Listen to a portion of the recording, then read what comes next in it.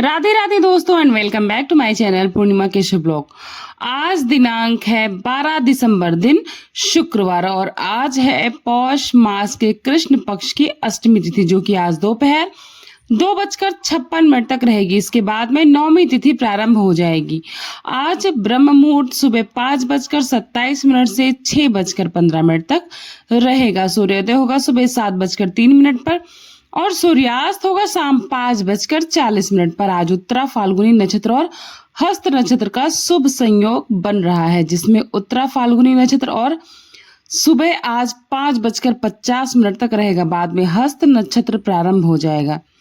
प्रीति योग आज सुबह 11:12 तक रहेगा। इसके बाद में आयुष्मान योग प्रारंभ हो जाएगा। राहु काल सुबह 10:31 से 12 बजे तक रहेगा। और आज आप सुनेंगे पौष मास महात्म्य आगे का अध्याय, लेकिन इससे पहले हम रोज की तरह सीता नित्य नेम की कहानी सुनेंगे, जिसे सीता माता कहती थी और प्रभु राम सुना करते थे। एक दिन श्री राम भगवान को किसी काम के लिए बाहर जाना पड़ा। सीता माता कहने लगी कि प्रभु आप तो बाहर जा रहे हैं, मेरा 12 वर्ष का नित्य नेम कौन सुनेगा? अब बाहर जाएंगे आप तो मेरी कहानी में किसे सुनाऊंगी? तब श्री राम ने कहा कि सीता आप कुएं की पाल पर चली जाना, जाकर बैठ जाना और वहां पर जो स्त्रियां आती हैं उनमें से किसी को भी आप अपनी कहानी सुना दिया करना। उसके बाद सीता माता कुएं की पाल पर जाकर बैठ गई और वहां पर तभी एक स्त्री आई जिसने रेशम जरी की बहुत ही खूबसूरत सी साड़ी पहन रखी थी और साथ में सोने का घड़ा लेकर रखा था। सीता माता उसे देखी और कहने लगी कि बहन मेरी 12 वर्ष का नित्यनेम सुन लो।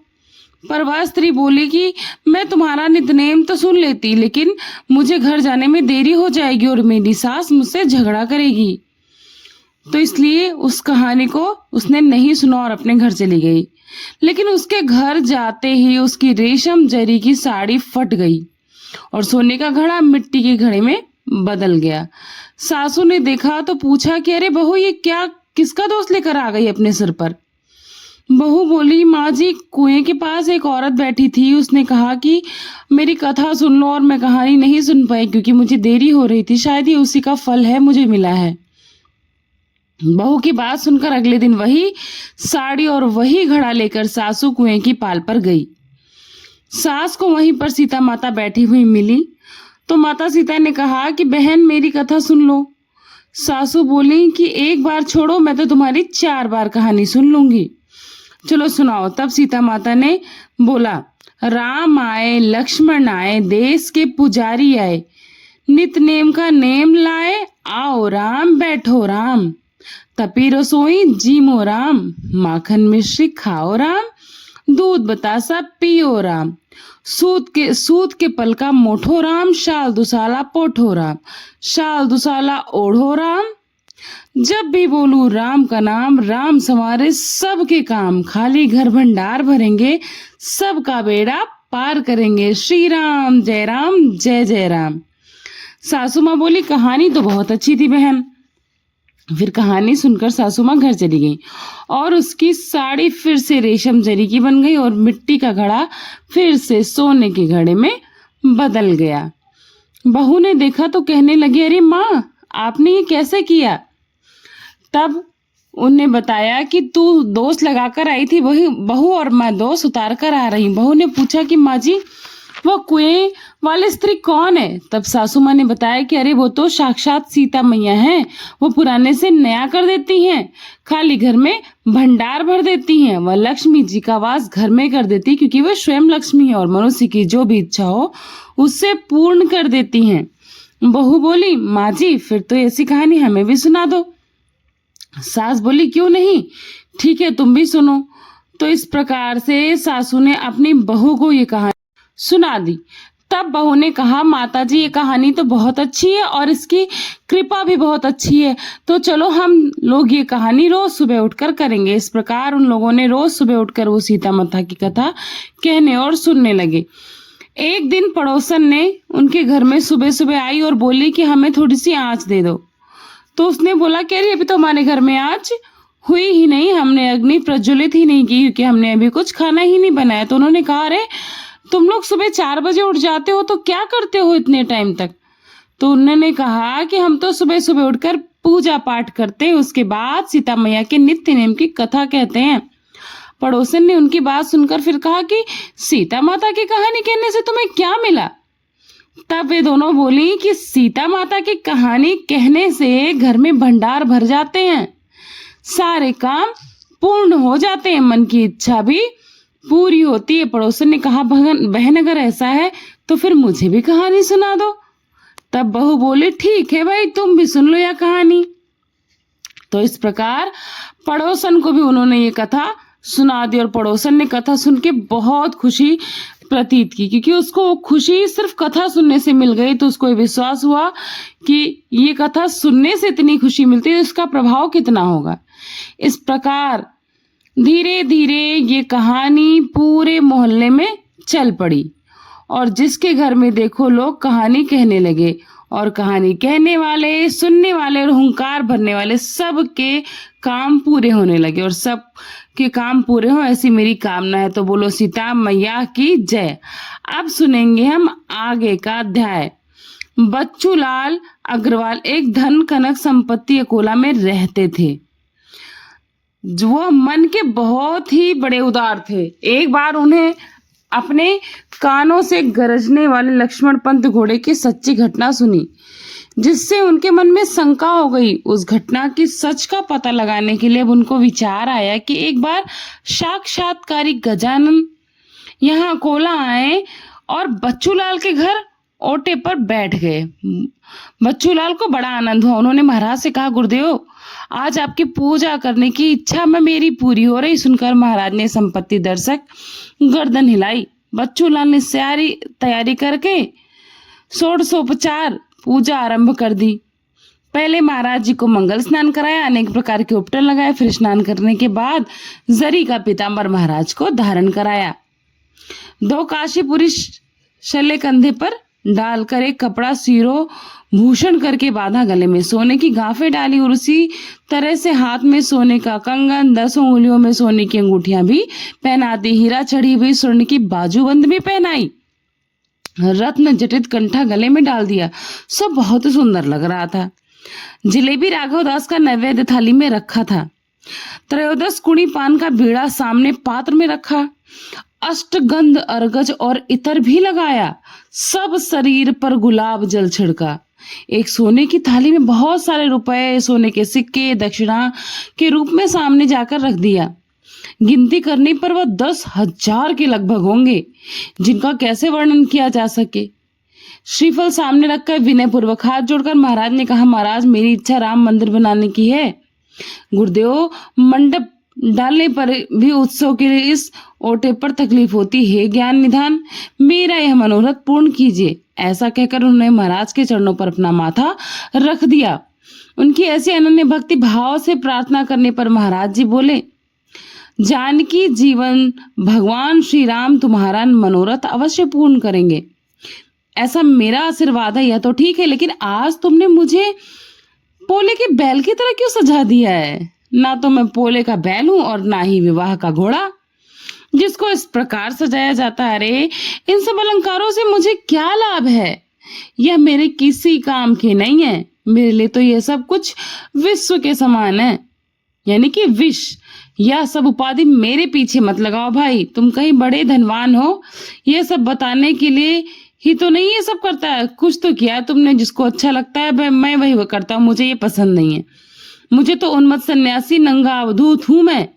मुझे इन सब से कोई मतलब नहीं। तुम प्रांतिक लोगों को इन सब की जरूरत होगी। मेरा यजमान भीमा की तीर पर ईंट के ऊपर खड़ा है, जो विश्वकर्ता नियंता है, वह क्या मुझे ये सब नहीं दे सकता? ऐसा बोलकर साले अलंकार महाराज ने एक एक करके निकाल के चारों ओर फेंक दिए। बस 2 पेड़े खाकर महाराज वहां से चल पड़े। यह देखकर अकोला निवासी बड़े दुखी हुए। उसमें से कुछ कारंजा के लोग थे। वो कहने लगे कि हमारा लक्ष्मण तो भागी था, उसने बच्चूलाल जैसी पूजा की, परंतु मन में धन का मोह रखकर आशंकित हुआ था। ऊपर से बड़ा त्याग बताने का प्रयत्न किया, तो क्या यह सब महाराज जी को पता नहीं लग सकता था? अरे वे तो सर्वज्ञ हैं, सब कुछ जान लेते हैं। जैसे दाम्भिक लोगों की पूजा अक्षता से होती है ना, नैवेद्य समर्पण मंत्र तो पढ़ते हैं। शक्कर खांड भी निवेदन करते हैं, लेकिन सामने रखते हैं सड़ी हुई मूंगफली।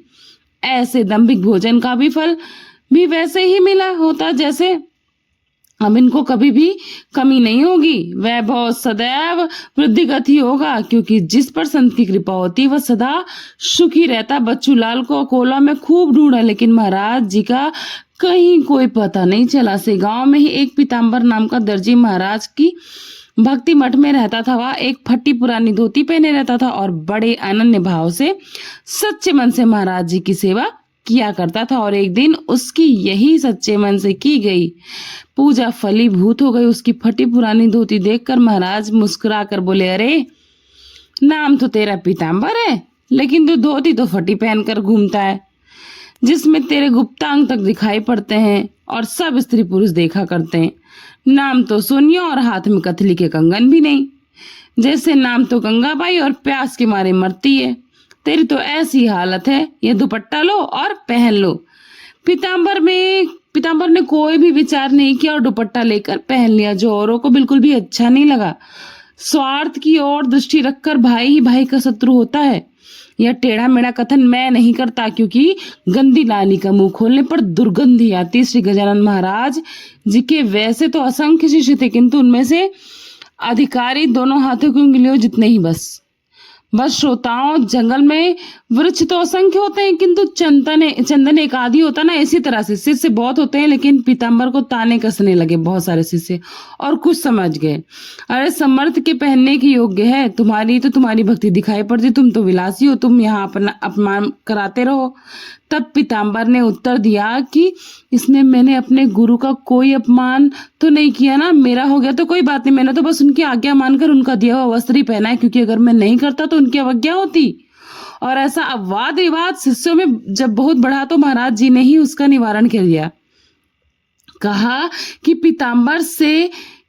बालक सजान होने पर माता उसे दूर करती है ना, मेरी तो तुम पर पूर्ण कृपा है, तुम पृथ्वी पर घूमकर शरणागतों का कल्याण करो।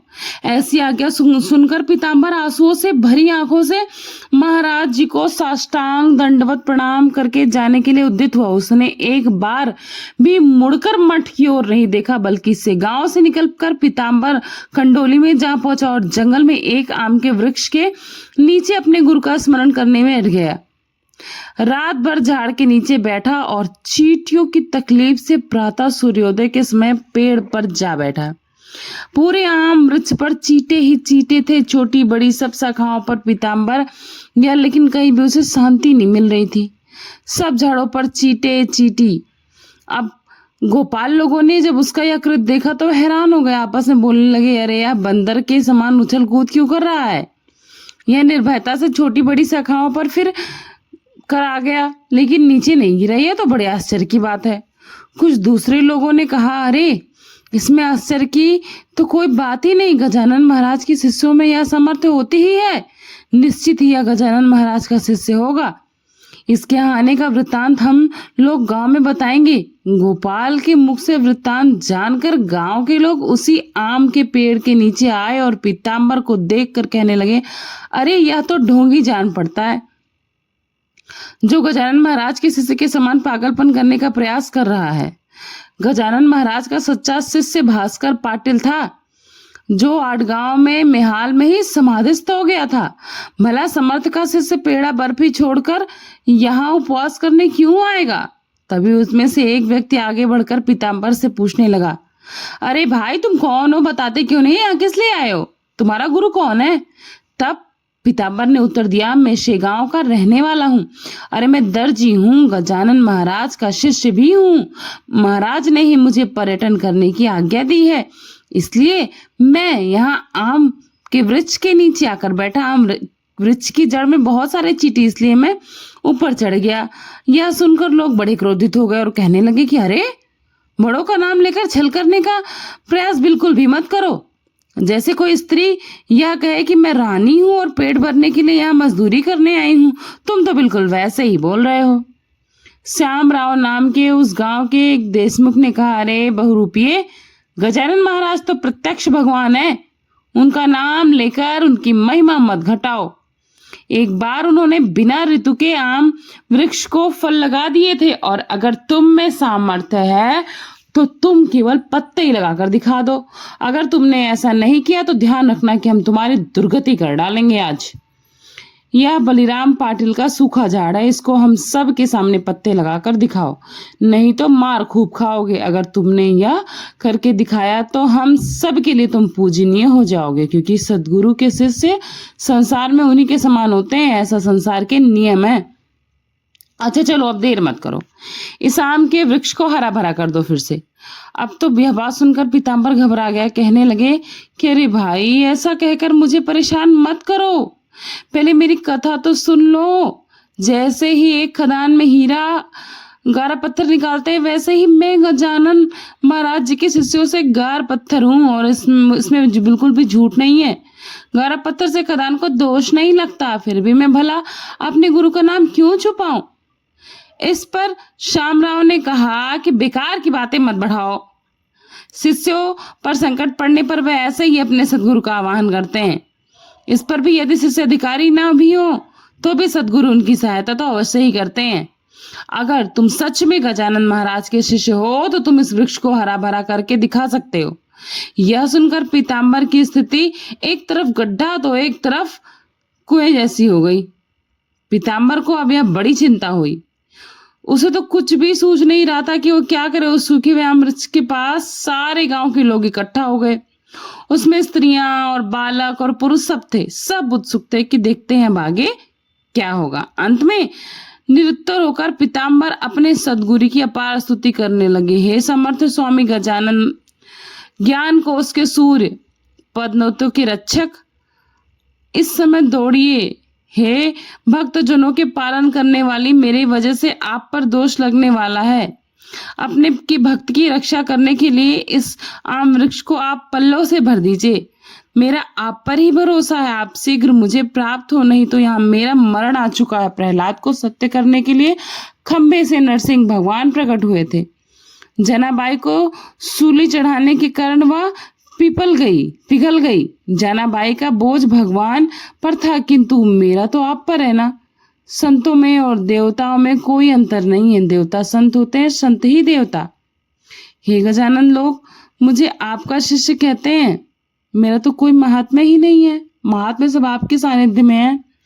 जैसे माला के फूलों से धागे की कीमत होती है, आप पुष्प है और मैं धागा मात्र भी नहीं हूँ।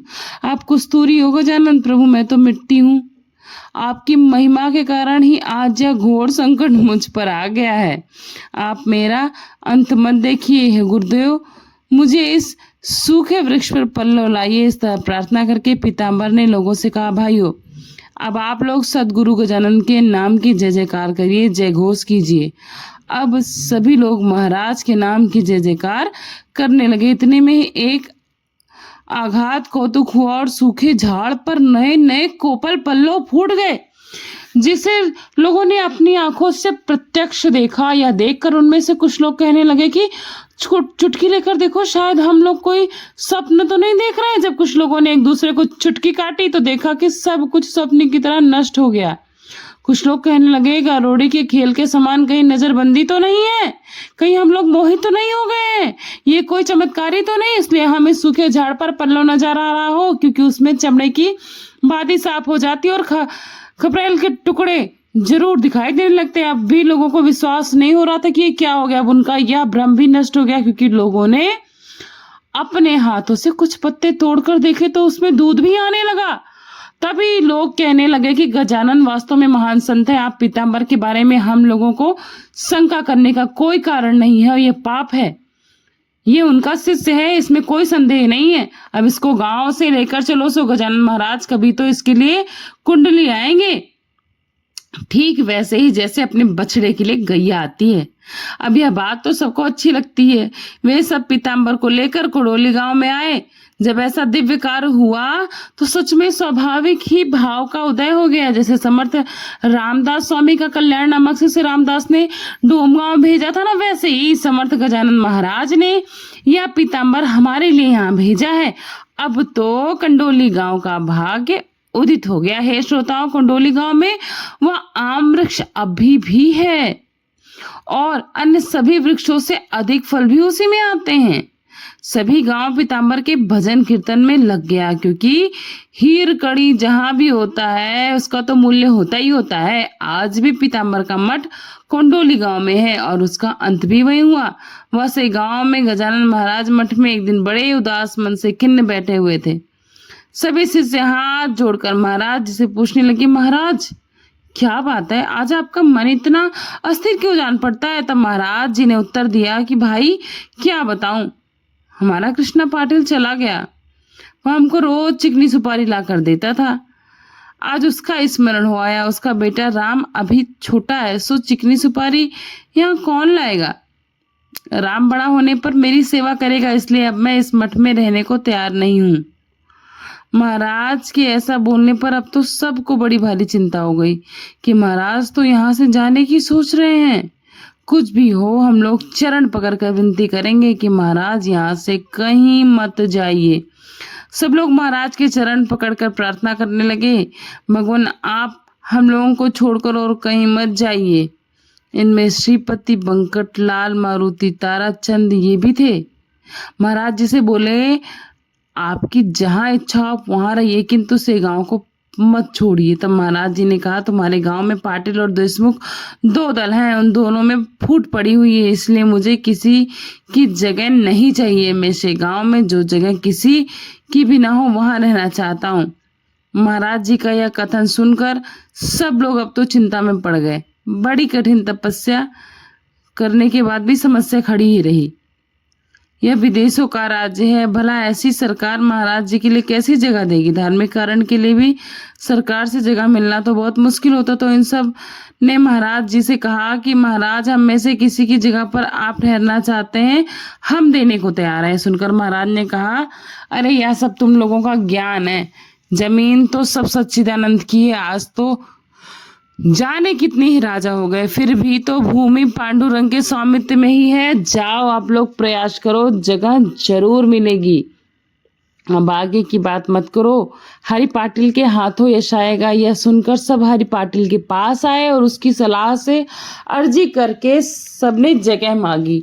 उस समय करी नामक सर्वाधिकारी मुड़ ढाले में था, जिसने अर्ज के अनुसार 1 एकड़ भूमि दान में दे दी। उसने यह भी कहा कि आप लोग 2 एकड़ भूमि के लिए अर्ज किया था, मैंने 1 ही दी है। अगर बरस में आप लोग विकसित करते हैं 1 बरस में ये, तो मैं 1 एकड़ और भी दूंगा। इस प्रकार प्रस्ताव सरकारी रिकॉर्ड में है, ऐसा महाराज जी की वाणी का प्रभाव था। फिर बंकटलाल और हरि पाटिल वरगणी के लिए आए। बंकटलाल, हरि पाटिल, लक्ष्मण, बिट्टू, जगदेव आदि सब लोग मिलकर चंदा इकट्ठा करने लगे। भाविक लोगों ने वरगड़ी दी, लेकिन कुटिल जनों ने इस बात की निंदा भी की।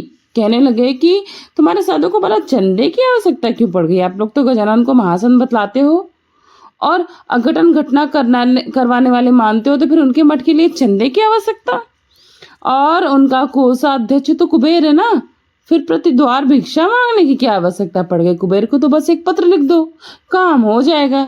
यह सुनकर जगदेव ने कहा, इस भिक्षा का उद्देश्य आप लोगों के कल्याण के लिए है, श्री गजानन महाराज के मठ के लिए आवश्यकता नहीं है। यह आप लोगों के कल्याण के लिए है। स्वामी गजानन महाराज का पर्यटक यह पृथ्वी है, सब वन बगीचा है और तीनों लोग ही मठ है। अरे अष्ट सिद्धियां तो उनकी दासी हैं, जो उनकी सेवा में लगी हुई हैं, इसलिए वह आपकी परवाह नहीं करते हैं। उनका वैभव तो बिल्कुल अलग है।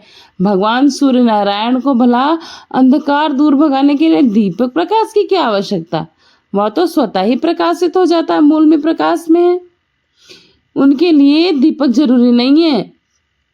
कहीं हलकारा सार्वभौम राजा बन सकता है, इस लोक के ऐश्वर्य मनुष्य को होती है, गजानन संतों को बिल्कुल भी नहीं।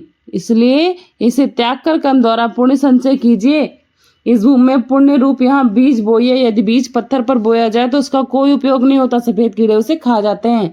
संत सेवा जैसा कोई पुण्य नहीं है और संत गजानन महाराज संतों के मुकुटमणि हैं। संत कार्य को दिया हुआ धन गुणोत्तरों से बढ़ता है।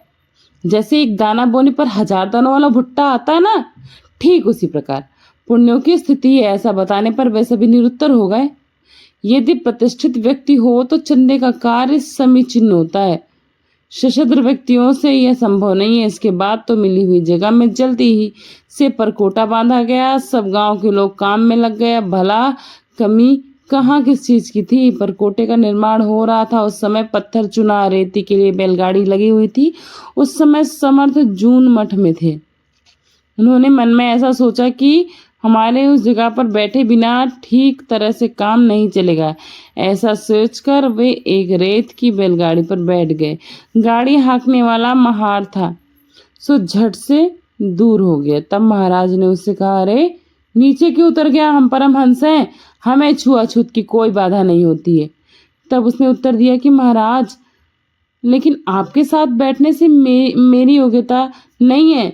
मेरा आपके बगल में बैठना बिल्कुल उचित नहीं है। हनुमान जी यद्यपि राममय हो गए, फिर भी वे भगवान रामचंद्र के बगल में कभी नहीं बैठे, हाथ जोड़कर सामने ही खड़े रहे। तब महाराज जी बोले, ठीक है, जैसी तुम्हारी मर्जी, मुझे कोई आपत्ति नहीं है। महाराज जी बैलों से बोले, आप लोग गाड़ी के पीछे चलो। बैल आदेशानुसार चलते रहे बगैर किसी उद्दंडता के, और वे बताई हुई जगह पर आकर खड़े हो गए। महाराज जी गाड़ी से उतरकर बीचों बीच जाकर बैठ गए, जहां अभी गोपुर खड़ा है। यही महाराज जी की समाधि है। यह जमीन 2 सर्वे नंबर में थी, 47 और 45।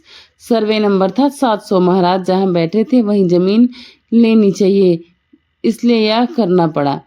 उन 2 नंबरों में थोड़ी थोड़ी जगह चतुराई से कार्यकर्ता लोगों ने भी ले लिया। आदेश तो 1 एकड़ का था, लेकिन समाधि मध्य साधन के लिए थोड़ी जगह कम पड़ गई। उसके लिए 11 मुठा जगह लेकर फिर निर्माण कार्य शुरू हुआ, क्योंकि अभी अधिकारी वर्ग ने आश्वासन दिया था कि काम देखकर आगे 1 एकड़ और दे देंगे।